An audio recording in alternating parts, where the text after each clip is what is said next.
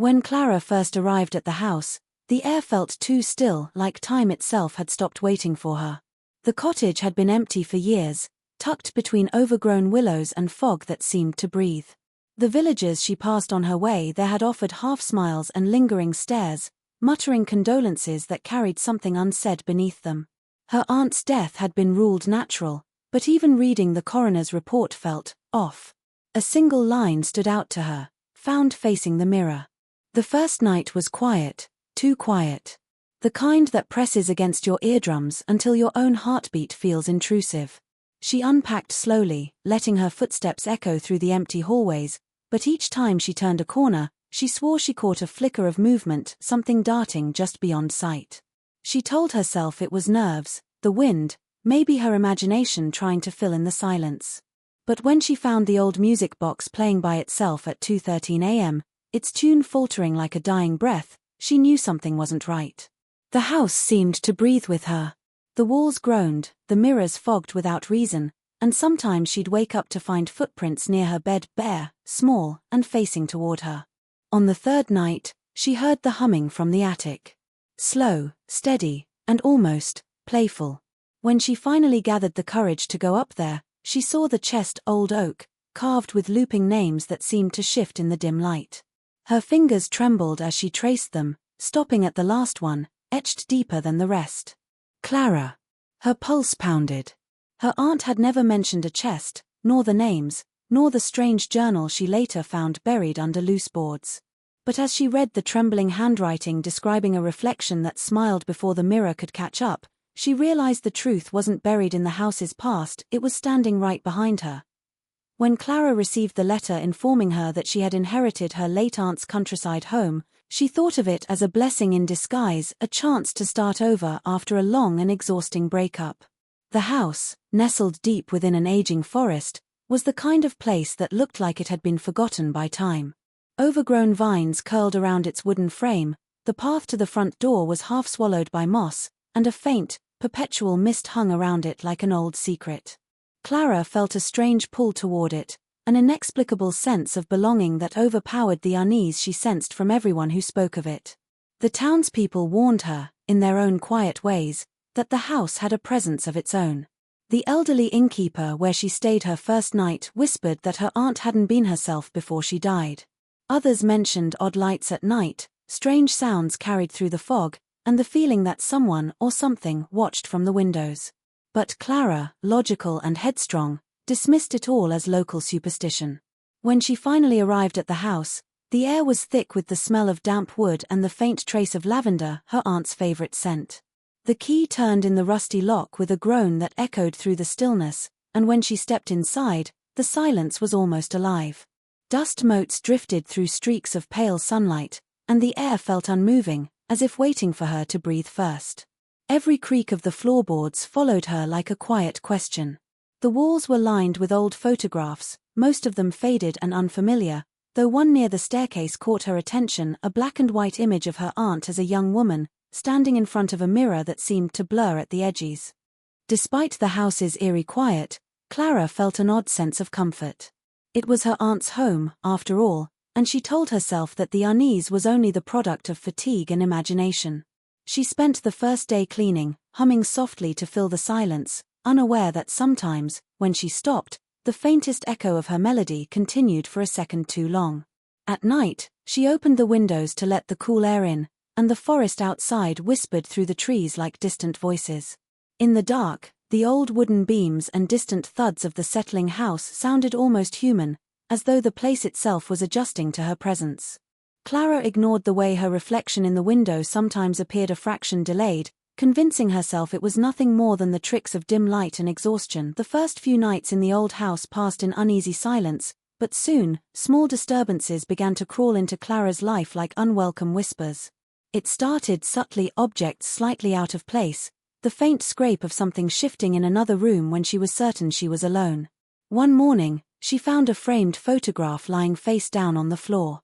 The glass wasn't broken, but the nail was still firmly in the wall. She brushed it off as a draft or her own clumsiness, but deep down, an unease began to take root. At night, she started hearing sounds that didn't belong: the slow creak of footsteps pacing across the upstairs hallway, the gentle knock of something tapping at her door, and the faint rhythm of humming, almost like a lullaby, drifting through the air vents. Each time she called out, the house swallowed her voice, leaving nothing but silence in reply. By the third night, the shadows seemed to grow heavier, almost alive in the corners of her vision. When she moved, she could sense something just a step behind her, watching but never approaching. The lights flickered for no reason, and sometimes the radio turned on by itself, playing faint static that seemed to pulse like a heartbeat. Clara's sleep grew restless, filled with dreams that bled into waking moments, dreams of her aunt standing at the foot of her bed, face obscured, whispering words she could never quite remember. Every time she woke up, the same tune she heard in her dreams hummed faintly from somewhere above her. Her rational mind tried to explain it all: old pipes, wind in the walls, her imagination stretched thin by isolation. But logic began to crumble when she noticed how certain objects moved on their own. The kitchen chair, once tucked under the table, would be turned toward the door in the morning. A candle she never lit would be melted halfway down by dawn. Once, she left her bedroom door closed at night, only to wake and find it wide open with cold air creeping in from the hall. The sense of being watched grew unbearable. Every mirror, every darkened window seemed to hold her reflection a heartbeat too long, like something inside it was studying her movements. The house no longer felt empty, it felt inhabited, not just by the echo of her aunt's presence but by something deeper, something that existed in the stillness between heartbeats. When she finally whispered into the darkness, "Who's there?" the answer came not in words, but in a soft, unmistakable hum from the attic above, as if the house itself had decided to respond. One rainy afternoon, as grey light filtered through the narrow attic window, Clara finally decided to follow the sound that had been haunting her nights. The humming had grown more distinct over the past few days, always starting faintly after midnight and fading just before dawn, as if something up there waited for her to notice. The pull toward the attic door felt almost magnetic, an unspoken invitation wrapped in dread. The stairs creaked under her weight as she climbed, the air growing colder with every step, carrying the musty scent of age and dust. When she reached the top, the dim light barely revealed the outline of old trunks and covered furniture. Then, near the far corner, half hidden under a moth-eaten sheet, she saw it, the wooden chest. It was unlike the others scattered around. The wood was dark and smooth, though cracked with age, and strange carvings ran across its surface like a series of looping vines. When she wiped away the dust, she realized they weren't vines at all, they were names. Each one etched carefully, some deeply gouged into the grain, others barely visible. Her aunt's name was there, along with several others she didn't recognize. But what made her chest tighten was the last one, carved cleanly, clearly, and more recent than the rest, her own. Clara froze, her breath catching in her throat as she traced the letters. She had never been to this attic before, never even seen this chest, and yet her name was carved there as if waiting for her. Her first instinct was to dismiss it, to rationalize, to believe it must have been her aunt's doing, some bizarre coincidence or perhaps an unfinished family heirloom. But a chill crawled down her spine when she noticed the marks looked fresher than the surrounding wood, as if they had been carved recently. She hesitated before trying the latch. It was rusted but unbroken, and when she tugged gently, it wouldn't open. The lock seemed almost fused to the metal, immovable despite her efforts. A sudden gust swept through the attic then, though there were no open windows, scattering dust and lifting the corners of old fabric. The faint sound of humming began again, this time directly behind her. She turned sharply, but no one was there. The sound stopped as abruptly as it began, replaced by the soft echo of her own breathing. For a moment, she thought she saw movement in the small mirror leaning against the wall, something that wasn't her reflection shifting just out of sync. When she looked back at the chest, her fingers trembling, she noticed a thin line of fresh wood dust near the latch, as though someone or something had been carving again while she wasn't looking. In the days following her discovery of the chest, Clara's curiosity grew into obsession. The locked box became the center of her thoughts, an unanswered question that seemed to hum in her mind even when she wasn't near it. She began to search through the house for any clue of its origin, convinced her aunt must have left behind something, a letter, a note, anything. Her search led her to the study, a narrow room lined with shelves thick with dust and books swollen from years of dampness.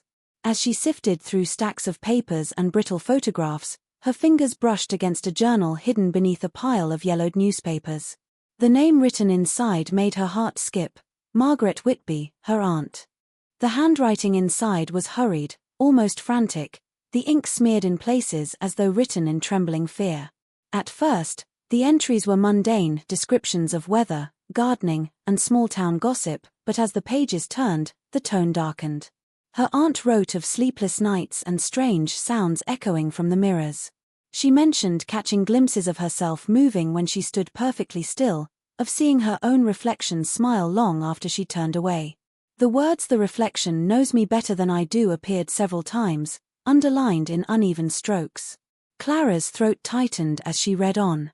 Her aunt described how she began avoiding mirrors altogether, covering them with sheets, yet she still felt its presence watching through the glass, waiting. Then, one entry stood out, dated just days before her aunt's death. It spoke of a ritual, of binding names to a wooden vessel, of trapping the reflection's will within it. Her aunt's final words in the journal were almost unreadable, scrawled with desperate energy: "It's not gone. It wants another face. It's calling her name now." Clara reread that line over and over, her pulse pounding as she realized her aunt had written it after hearing her name. As dusk fell, the house grew unnaturally still. Clara looked up and caught her reflection in the windowpane. It stared back at her with eyes that seemed too focused, too alive. She blinked, but the reflection didn't move. Her heart raced as she tested it again, lifting her hand slowly. For a fraction of a second, the reflection hesitated before mimicking her. A whisper brushed past her ear, too faint to understand, but it came from nowhere near her. The realization hit her like a weight: the reflection her aunt had written about wasn't just madness born from isolation. It was real, and it had been waiting, patient and silent, for Clara to find it. The nights grew longer after Clara read her aunt's journal, as though time itself was stretching to keep her trapped inside the house. Sleep no longer brought rest, but a suffocating awareness that something else was awake with her. The reflection no longer mimicked her perfectly. It had begun to move with a faint delay, sometimes smiling when her face was still, or blinking when she hadn't. Every time she looked into a mirror or the window, her pulse would quicken with dread, her breath catching as she waited to see what it would do next. It wasn't her reflection anymore, it was a presence, one that had grown bolder, more curious. Once, while brushing her hair before bed, she noticed her reflection's eyes shift slightly to the side, as though it were glancing over her shoulder. When she turned, there was nothing there, but when she looked back, it was already facing her again, grinning faintly, lips twitching in amusement at her fear. Desperate, Clara began covering every reflective surface in the house: mirrors, windows, even the glass frames on the walls. But no matter how careful she was, her reflection found ways to appear. It lingered in the black sheen of the kettle, in the dark puddles that formed on the floor after rain, in the faint shimmer of her phone screen before it powered on. She stopped trusting her own eyes. The line between her and it began to blur, her movements feeling heavier, as though something invisible was pulling against them. The air grew colder, sharper, filled with a tension that never lifted. At times, she heard faint tapping behind the mirrors, like fingers drumming impatiently, waiting to be let out. One night, the humming returned, soft and melodic, coming not from the attic this time, but from the mirror in her bedroom. The sheet she had thrown over it began to shift as if stirred by a breeze, though the windows were closed tight. The sound grew louder, turning into a low, rhythmic chant that made her skin prickle. Then, with a slow, deliberate motion, the sheet slipped off the mirror on its own. Clara froze, staring at her reflection standing perfectly still, except for its eyes, which blinked too slowly, too knowingly. It smiled, raising its hand before she could move, and for the first time, she felt the air ripple, as if the barrier between glass and flesh was weakening.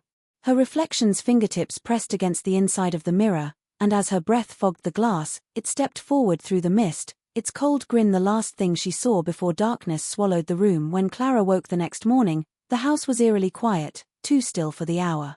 Sunlight crept weakly through the curtains, pale and cold, casting long, distorted shadows across the floor. Her head throbbed, memories of the night before blurring at the edges like a fading nightmare. For a moment, she convinced herself it had all been a dream, the humming, the movement behind the glass, the reflection stepping forward. But when she turned toward the mirror, the sheet lay crumpled on the floor, just as she remembered. The surface of the glass was perfectly clear, yet something about it felt wrong. It was too bright, too sharp, and when she leaned closer, the reflection didn't copy her movement. It just stood there, still and watchful, as if waiting for her to notice the difference. Her stomach twisted as she stared, realizing the reflection's eyes were not her own, they were her aunt's. Fear seized her, but her body felt heavy, unresponsive, as if she were moving through water. The reflection began to tilt its head slowly, studying her the way one might examine a fragile object. Clara stumbled back, her breath shaking, whispering that it wasn't real, that she was just overtired. But the figure in the mirror only smiled wider, lifting its hand in a slow, deliberate wave that didn't match her trembling movements. She turned and ran from the room, but as she passed each hallway mirror, she caught glimpses of the reflection following, not from within the glass, but beside her, steps echoing in perfect rhythm. By the time she reached the front door, it refused to open. The handle turned loosely in her grip, but the door stayed shut, as though the house itself had decided to keep her inside. The lights flickered, shadows stretching unnaturally along the walls, merging into the shape of her own outline. When she screamed, the echo came not from her voice but from behind her, softer, mocking. She spun around and saw herself standing a few feet away, face pale and eyes glinting with that same unnatural calm. The real Clara, or what remained of her, backed into the door, her heartbeat thundering in her ears as the other her stepped forward. The reflection's voice, when it finally spoke, was low and familiar, layered with her aunt's tone. "It's better this way," it said, lips curling into a faint smile.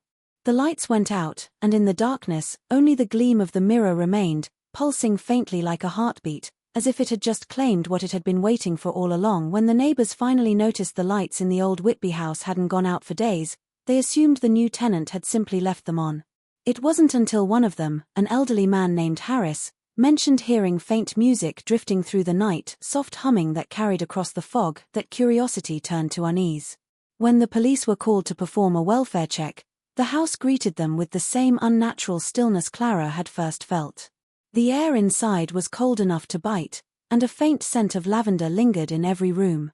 Nothing seemed disturbed, yet everything felt wrong.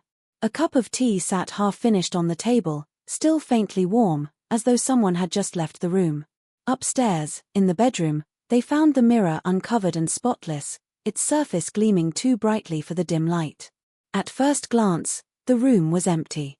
The bed was neatly made, the window slightly ajar, and a faint layer of dust rested on the floor except for a single pair of footprints leading up to the mirror and none returning. When one of the officers approached, his flashlight flickered, the beam cutting in and out like a failing heartbeat. He swore he saw something move within the glass, a brief shimmer, but when he blinked, it was gone. The only trace of Clara was her journal, lying open on the vanity beside the mirror. The last entry, written in frantic, uneven strokes, read, "It's in the glass now. It's wearing my face. If you see me, don't believe it's me." They searched the entire house, the attic, and even the basement, but Clara was nowhere to be found. There were no signs of struggle, no evidence she had left. Just that humming, faint but constant, coming from somewhere deep within the walls. The mirror was eventually covered and removed, but strange things began to happen even after it was taken away. The movers reported feeling cold hands brush against their shoulders, and one claimed he saw a woman's reflection in the glass, staring back with hollow eyes. The mirror cracked in transit, splitting cleanly down the center, and from that moment, the humming stopped. The house remains empty to this day, though some nights, when the fog rolls in thick and heavy, people claim they can see a figure standing in the upstairs window. They say she looks like Clara, but her movements are wrong, too smooth, too delayed, like someone remembering how to be human after forgetting for too long. Months passed after Clara's disappearance, and the old Whitby house fell silent again, its windows gathering dust and its doors sealed by the local authorities. But silence, as the villagers learned, does not always mean peace. Strange occurrences began to ripple through the small town, reports of odd reflections, mirrors warping faces, and faint humming in homes near the forest. It started with children claiming to see a woman in the glass, her smile frozen and her eyes too wide. Parents dismissed it as imagination, until a few of them began noticing the same thing, fleeting figures that lingered half a second too long after they turned away. The local antique shop owner, who had unknowingly purchased the cracked mirror taken from Clara's home, was the first to speak openly about it. He said the mirror sometimes breathed, fogging as if someone were standing on the other side. When he tried to cover it, he woke the next morning to find the sheet neatly folded on the floor and his own reflection smiling while he stood still. By winter, the rumors had turned into fear. The shop owner vanished one night, leaving his lights on and the mirror missing. Those who entered the store after claimed to hear humming in the back room, soft and melodic, the same tune Clara's aunt had once been known for. The townspeople began boarding up their mirrors, some even breaking them and burying the shards in the woods. Still, the reflections didn't seem to care whether the glass was whole or shattered. People began catching glimpses of faces in puddles after rain, in the glint of metal surfaces, in darkened windows where no one stood.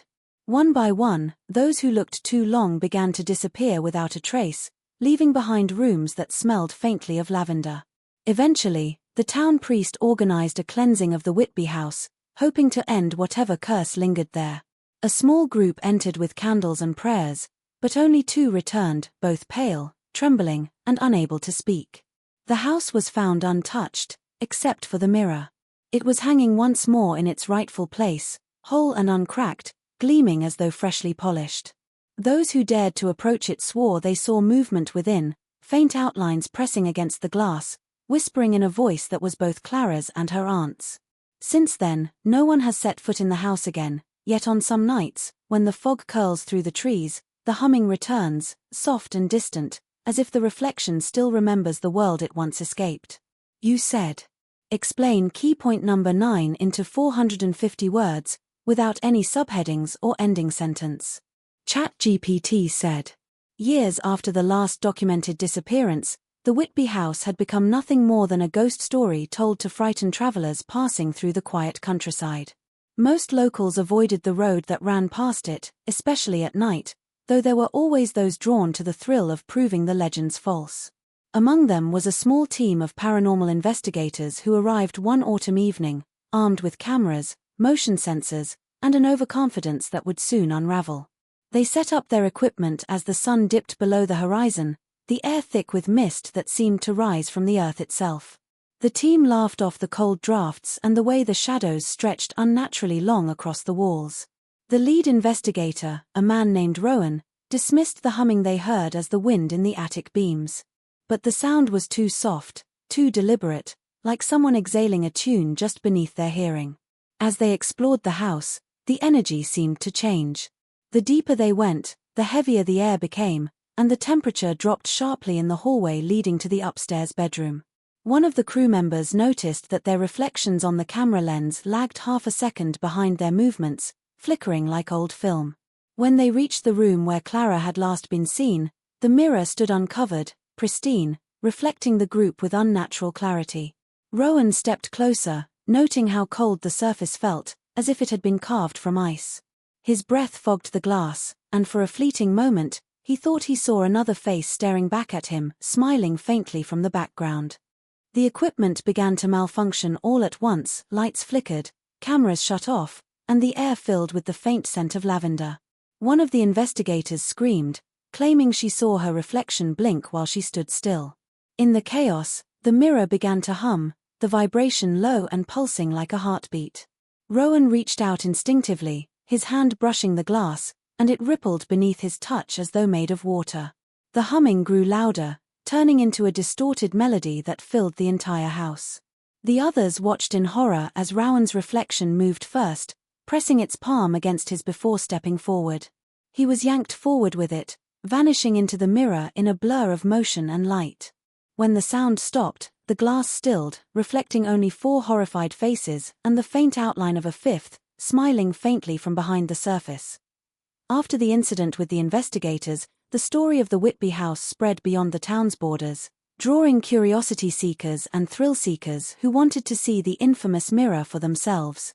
Despite being sealed and declared unsafe, the house never stayed closed for long. Locks rusted overnight, boards loosened on their own, and somehow the door was always found slightly ajar, as if waiting. Most who entered came back uneasy but unharmed, claiming the stories were exaggerated, though they admitted the atmosphere inside was suffocating, like being watched from all sides. But a few visitors never came back. The ones who did spoke of fleeting faces in the glass, whispers that called their names, and reflections that stood still when they moved. By now, the legend had shifted. Locals said the mirror didn't just show you something sinister, it chose you. One evening, a group of college students arrived from the city, filming a documentary on haunted places. They laughed as they set up their lights, mocking the idea that a reflection could trap a soul. But when the cameras started rolling, the laughter faded. Every time they reviewed the footage, there were inconsistencies. Their reflections appeared a few frames out of sync, sometimes looking directly at the camera even when they weren't. One student noticed a figure in the background, just behind the mirror, its features blurred but distinctly human.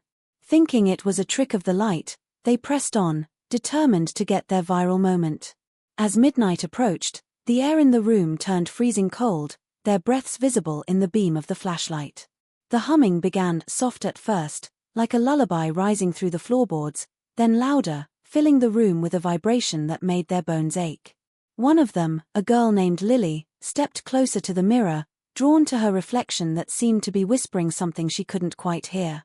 Her friends called out, but she didn't respond. Her reflection smiled, lifting a hand to touch the glass, and when Lily reached out to mimic the motion, her fingertips met a surface that rippled like liquid. The humming grew deafening, and in a blink, she was gone, her reflection still visible, staring back at them from inside the mirror. The others fled in terror, leaving everything behind. When police arrived the next morning, all they found was a camera, still recording, pointed at the mirror. In the final seconds of the footage, Lily's reflection turned toward the lens and smiled, whispering something that sounded almost like her own name. In the weeks following the disappearance of the film students, the Whitby house was declared off-limits for good. Authorities sealed it behind heavy iron locks, the mirror covered and taken into evidence, though no one dared store it for long. Every facility that held it reported strange incidents, cold drafts with no source, equipment malfunctioning, and security cameras flickering with faint images of a woman humming softly in the dark. The mirror was finally moved to a private research lab for paranormal study, where it was kept in an isolation chamber surrounded by steel walls and constant surveillance. But even then, the humming persisted, faint yet rhythmic, seeping through the metal as though the sound didn't belong to the world of the living. The lead researcher, Dr. Ellis, was a skeptic who believed every haunting had a rational explanation. He dismissed the previous accounts as hysteria until one night, as he reviewed the mirror's footage, something impossible occurred. The reflection in the live feed blinked when he didn't. At first, he thought it was a technical glitch, but when the reflection began to move on its own, slowly smiling, tilting its head, and mouthing words he couldn't hear, he froze. The mirror began to tremble faintly, and the humming grew clearer, forming into a melody that was eerily familiar. It was the same tune that witnesses from the Whitby house had described for decades. Over the next few days, Dr. Ellis became increasingly withdrawn. He stopped sleeping, claiming that the reflection followed him in every surface, computer screens, polished instruments, even his own shadow. Security footage from the lab captured him late one night, standing before the mirror, whispering as if in conversation. Though there was no audio, his expression shifted from fascination to terror before the feed cut to static. When the technicians arrived the next morning, the isolation chamber was empty. The mirror stood uncovered, spotless, and cold to the touch. Dr. Ellis was gone, though his lab coat and ID badge lay folded neatly on the floor. The footage was later restored, revealing something chilling in the final seconds, a faint outline of Ellis's reflection still visible inside the glass, his face pale and motionless, eyes wide with horror. After that, the mirror was sealed in a reinforced crate and sent to an undisclosed government facility. Yet rumors persisted that during transit, the workers heard humming inside the truck, soft and distant, like someone trapped behind the glass trying to remember how to breathe. Years later, long after the Whitby house had crumbled into ruin and the legends surrounding it had faded from memory, the mirror resurfaced. It appeared at a private estate auction in London, mislabeled as a Victorian antique with no known origin. The crate it arrived in was unmarked except for faint carvings on the wood, initials and symbols that no one could decipher.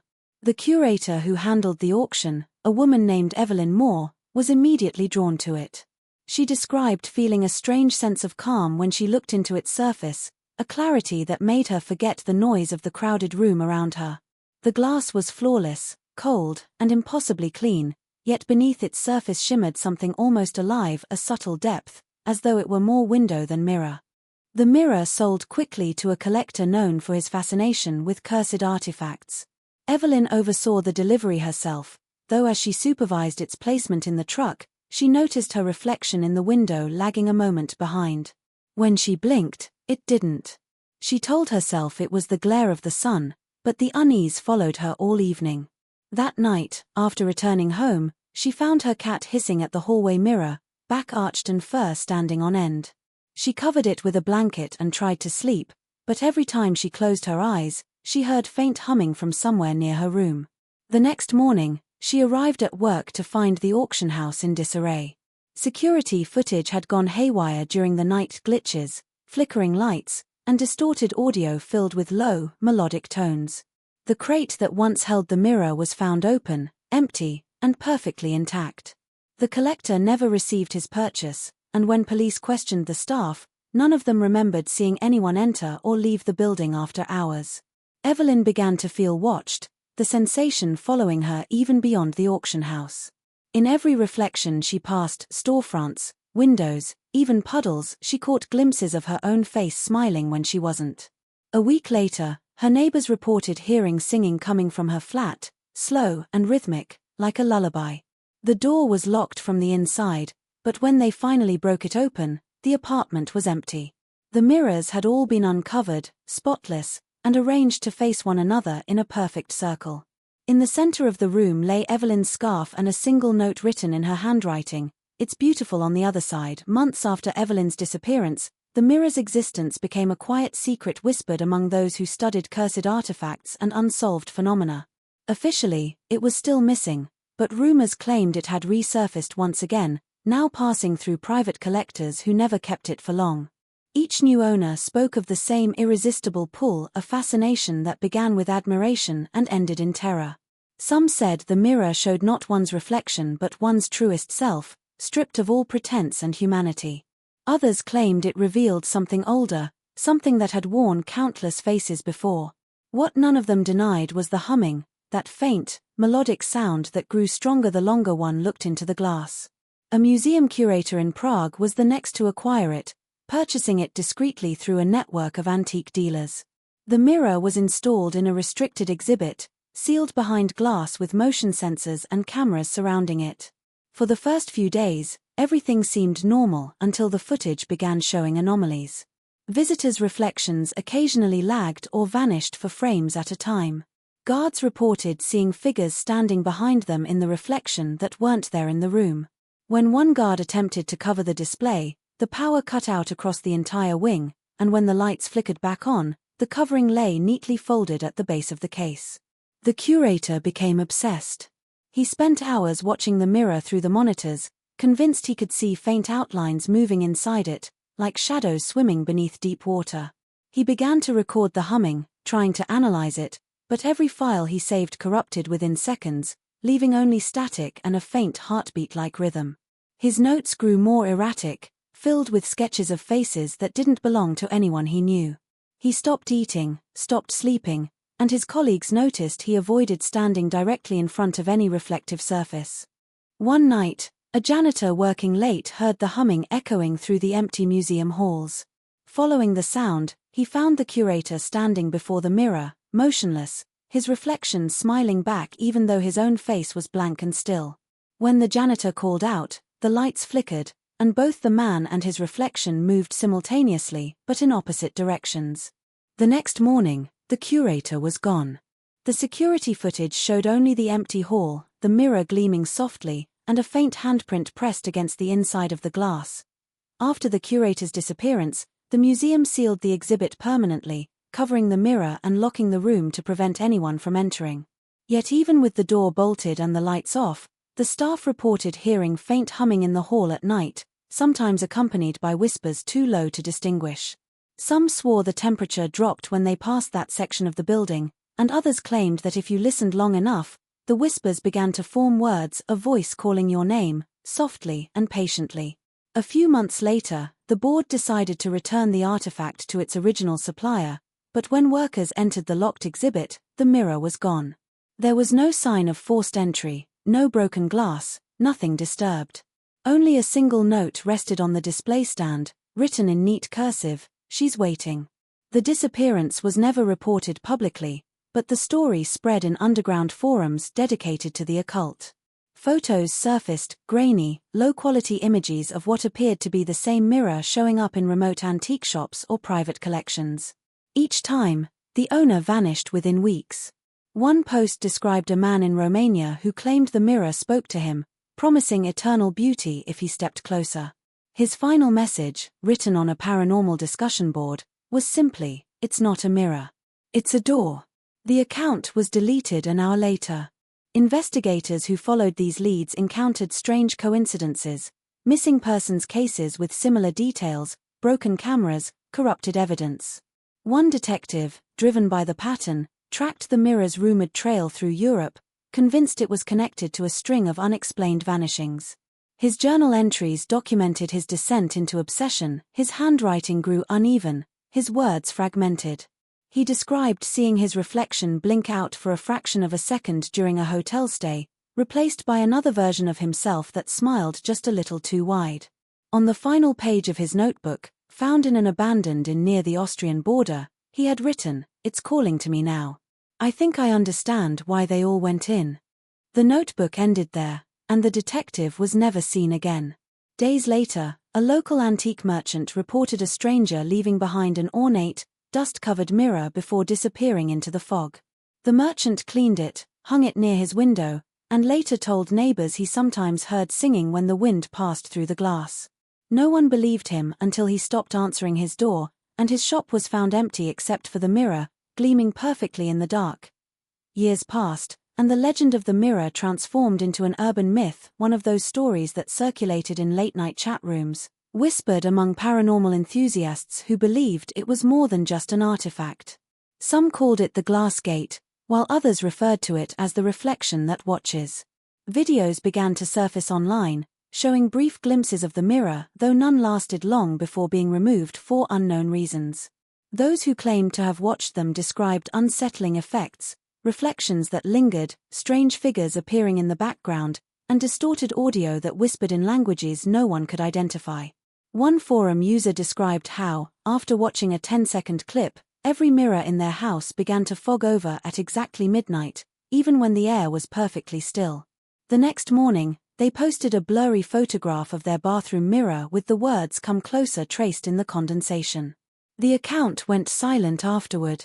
A small production crew decided to make a documentary about the myth, aiming to trace the mirror's history and separate fact from fiction. They traveled across Europe, interviewing witnesses, historians, and collectors who had either seen or heard of the mirror firsthand. The deeper they dug, the more unsettling the coincidences became. People who had once owned reflective antiques vanishing without a trace, rooms where every surface had been covered in sheets, and archives that seemed to rewrite themselves overnight, as if the records were resisting exposure. One historian warned them to stop, claiming the mirror had a memory, and that anyone who sought it became part of its reflection. The crew laughed it off, recording everything, until they arrived at a derelict manor on the outskirts of Prague, the last confirmed location connected to the artifact. Inside, the house was lifeless, coated in decades of dust. But in one corner room, untouched by decay, stood a mirror covered with an old velvet cloth. The crew filmed their discovery, arguing whether to reveal it on camera. When the cloth was finally pulled away, the camera feed distorted violently, static tearing across the screen, followed by a single frame showing their reflections smiling unnaturally. The footage abruptly ended there. Weeks later, the abandoned van belonging to the production team was found near the manor, the equipment still inside, but none of the crew were ever located. The footage that survived contained only one eerie detail, the faint sound of humming, identical to the recordings found in the Prague Museum years before. after the disappearance of the film crew, the footage they captured began circulating in fragments across obscure corners of the internet. No one knew who uploaded it first. Some said it appeared on a hidden forum dedicated to cursed objects, while others insisted it surfaced through an anonymous encrypted email sent to several paranormal researchers. The clips were short, grainy, and incomplete, but what they showed was enough to unnerve even the most skeptical viewers.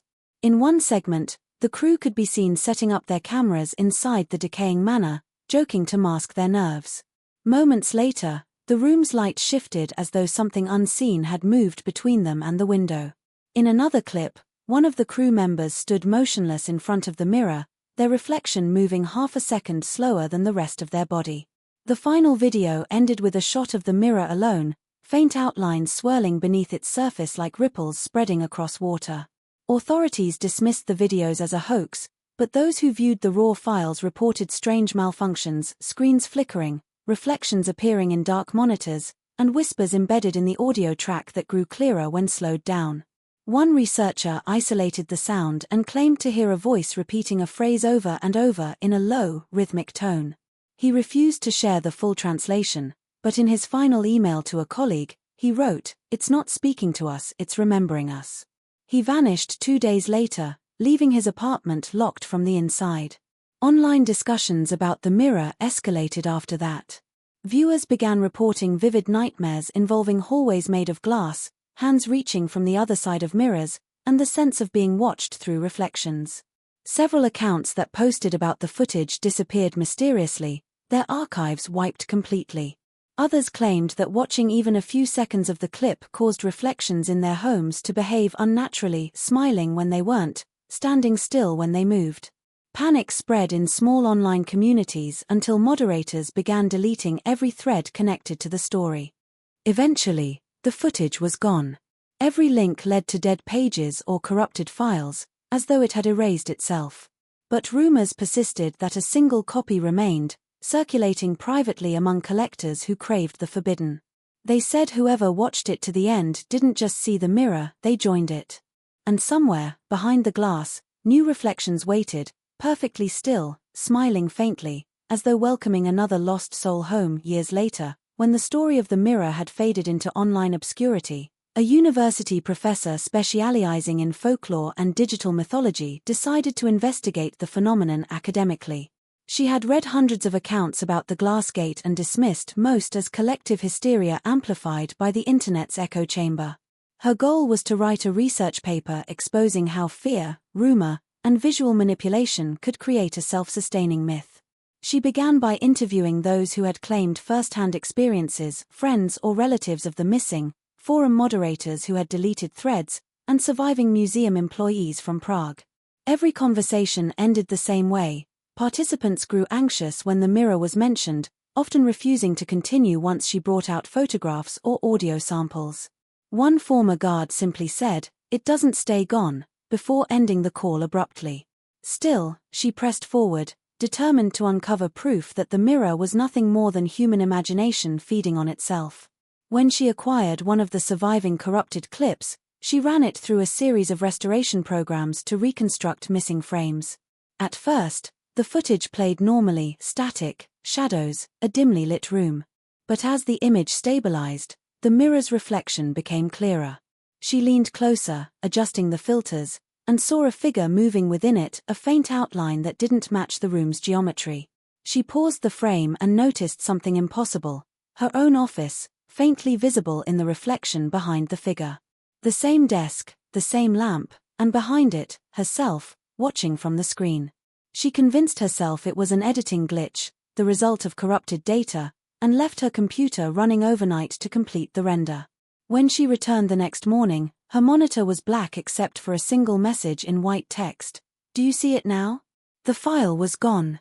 Her equipment logs showed it had been manually deleted at 3:17 a.m., the same time motion sensors in her office recorded brief activity, though no one had entered the building. From that night onward, small disturbances followed her. Reflections in her windows seemed delayed, shadows moved against the light, and her own image appeared slightly misaligned in photos. Her final journal entry was dated 3 weeks later. It described a recurring dream where she stood inside a vast hall of mirrors, every reflection smiling faintly while her own face remained still. The last line read, "I think I've been looking at the wrong side of the glass this whole time." She vanished the following day, leaving behind her notes, an empty office chair, and her computer screen frozen on a dark reflection that didn't match the room around it.